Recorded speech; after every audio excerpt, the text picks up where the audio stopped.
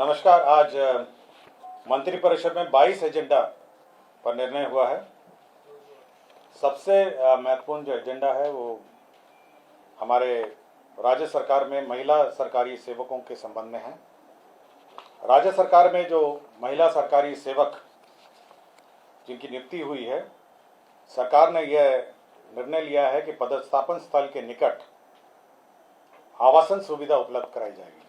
तो सबसे पहला ये निर्णय बहुत महत्वपूर्ण निर्णय है कि जहाँ पर वो कार्य कर रही हैं वहाँ पे सुरक्षित आवासन सुविधा उपलब्ध कराइए।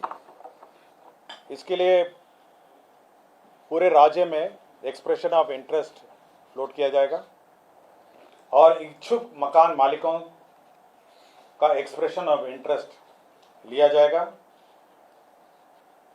साथ ही साथ जो अनुमंडल पदाधिकारी हैं उनके द्वारा जो किराया निर्धारण की व्यवस्था है उसके अंतर्गत सरकारी किराया निर्धारण की व्यवस्था है उसके अंतर्गत होगा। प्राप्त आवेदन जितने एक्सप्रेशन ऑफ इंटरेस्ट है उसके लिए भवनों का चयन किया जाएगा। इसके लिए एक कमेटी बनाई है जिसमें जिला पदाधिकारी, जिला पुलिस अधीक्षक, स्थानीय निकाय के प्रतिनिधि, भवन निर्माण विभाग के कार्यपालक अभियंता और सदस्य सचिव अनुमंडल पदाधिकारी होंगे। ये सभी लोग सभी जो भवन है उसको चेक करेंगे, सुरक्षा की दृष्टि से ठीक है या नहीं है, बिजली, जल, शौचालय सब चेक करेंगे। और उसके बाद जो हमारे महिला कर्मी हैं, महिला ऑफिसर्स हैं, उनको ये आवंटित किया जाएगा यदि वो इच्छुक हैं। इसके लिए जो निजी मकान मालिक हैं उनके साथ एक लीज अग्रीमेंट किया जाएगा और लीज अग्रीमेंट के बाद यह लीज का भुगतान राज्य सरकार करेगी और राज्य सरकार जब लीज भुगतान करेगी तो साथ ही साथ यह भी देखेगी कि जो वहाँ पे जो उनका एचआरए है वो फिर दे नहीं होगा, या तो एचआरए लेंगे या लीज एग्रीमेंट होगा। यह व्यवस्था सर्वप्रथम जो राज्य प्रमंडल और जिला मुख्यालय है वहाँ से शुरू की जाएगी और जिन महिलाओं को जो अन्य क्षेत्र में रहते हैं, ब्लॉक में रहते हैं या अन्य गांव ग्रामीण क्षेत्र में रहते हैं, यदि उनको आवास चाहिए होगा वो अपने कार्यालय प्रधान के माध्यम से अनुमंडल पदाधिकारी को आवेदन देंगी और अनुमंडल पदाधिकारी उस क्रम में वह ये प्रक्रिया आरंभ करेंगे। तो ये पूरे राज्य में जितने भी महिला कर्मी हैं, जिला मुख्यालय में हैं, प्रमंडल और राज्य मुख्यालय में हैं और साथ ही साथ जो हमारे क्षेत्र कर्मी हैं उन सभी के लिए लीज्ड अकोमोडेशन उपलब्ध कराएगा ताकि हमारी जो महिला ऑफिसर्स हैं और कर्मी हैं वह सुरक्षित रूप से क्षेत्रीय कार्यालयों में अपना कार्य कर सकें। आप ज़रूर पूछिएगा कि ये टीचर्स के लिए भी लागू है क्योंकि वो सरकारी कर्मी हैं और सबसे ज़्यादा महिला कर्मी शिक्षा विभाग में है। यह व्यवस्था उन पर भी लागू है। मैं पहले ही बता दिया कि ये शिक्षा विभाग पर भी लागू है।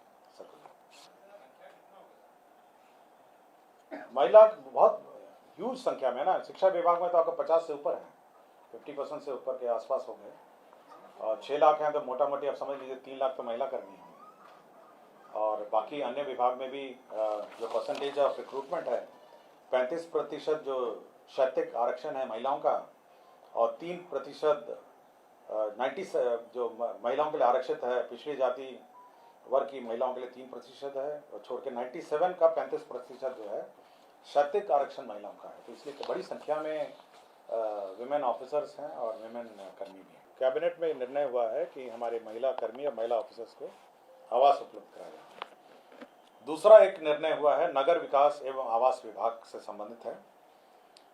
बिहार नगर पालिका क्षेत्र विज्ञापन नियमावली 2023 में प्रस्तावित संशोधन के साथ बिहार नगर पालिका क्षेत्र विज्ञापन संशोधन नियमावली 2025 पर स्वीकृति के संबंध में, तो इस संबंध में जो निर्णय हुए हैं उसमें जो विज्ञापन है, नगर क्षेत्र में विज्ञापन है, उसके बारे में नए गाइडलाइंस इशू हुए हैं जिसमें किस प्रकार के विज्ञापन लगेंगे, क्या उसके रेट्स होंगे, यदि रेट का भुगतान नहीं होगा तो उसको हटाया जा सकेगा। तो ये सारे प्रावधान किए गए हैं।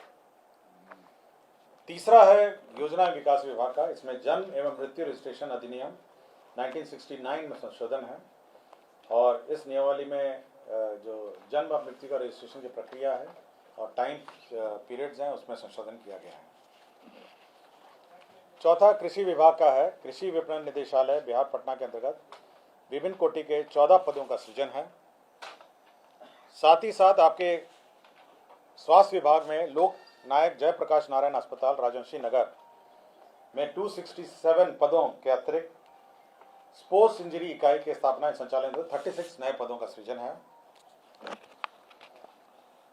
मंत्रिमंडल सचिवालय विभाग में 4 नए पदों का जो नए पद क्रिएट थे, वरीय विमान चालक हैं, कंसल्टेंट हैं और सिविल इंजीनियर हैं। इन सभी के जो मानदेय है उसका निर्धारण है। समाज कल्याण विभाग के नियंत्रणाधीन ICDS के जो लिपिकीय संवर्ग है संशोधन नियमावली स्वीकृत किया गया। पशुपालन एवं मत्स्य संसाधन विभाग के अंतर्गत बिहार गव्य संवर्ग भर्ती संशोधन नियमावली 2025 की स्वीकृति दी गई। बिहार खेल लिपिकीय संवर्ग भर्ती सेवा शर्त नियमावली 2025 की स्वीकृति दी गई। बिहार खेल संवर्ग भर्ती एवं सेवा शर्त नियमावली 2025 की स्वीकृति दी गई। बिहार अधीनस्थ खेल संवर्ग भर्ती एवं सेवा शर्त नियमावली 2025 की स्वीकृति दी गई। ग्रामीण विकास विभाग में प्रधानमंत्री जनजाति आवासीय न्याय महाअभियान के तहत राज्य में अनुसूचित जनजाति कोटि के चिन्हित 9 जनजातियों को योग्य लाभुकों को केंद्र प्रायोजित प्रधानमंत्री आवास योजना ग्रामीण अंतर्गत आवास का लाभ दिया जाएगा। मैं पढ़ देता हूँ ये कौन से नए 9 जनजाति हैं। एक तो असुर है, दूसरा बिरहोर है, तीसरा बिरजिया है, चौथा हिलखरिया है, पांचवा कोरवा है, माल पहाड़ी है, परैया है, सूर्या पहाड़िया है एवं सावर जनजाति हैं। तो ये सभी जनजाति जो हैं यह 9 जनजातियां हैं जिनको प्रधानमंत्री आवास योजना विशेष योजना के अंतर्गत दिया जाएगा। श्रम संसाधन विभाग का एक प्रस्ताव था। 7 निश्चय पार्ट 2 के तहत हर जिले में मेगा स्किल सेंटर स्कीम अंतर्गत प्रथम चरण में 9 प्रमंडलीय जिलों में 2025-26 से अगले 5 वर्षों के लिए योजना कार्यान्वयन हेतु 280 करोड़ 27 लाख का मेगा स्किल सेंटर का निर्माण किया जाएगा। यह साथ में हर जिले में मेगा स्किल सेंटर स्कीम के अंतर्गत 280 करोड़ के अंतर्गत मेगा स्किल सेंटर का निर्माण किया जाएगा। पद सृजन में सबसे बड़ा एक पद का सृजन किया जा रहा है। इसमें पंचायत स्तर पर ग्राम पंचायत कार्यालय में निम्न वर्गीय लिपिक के 8093 पदों के सृजन की स्वीकृति दी गई है।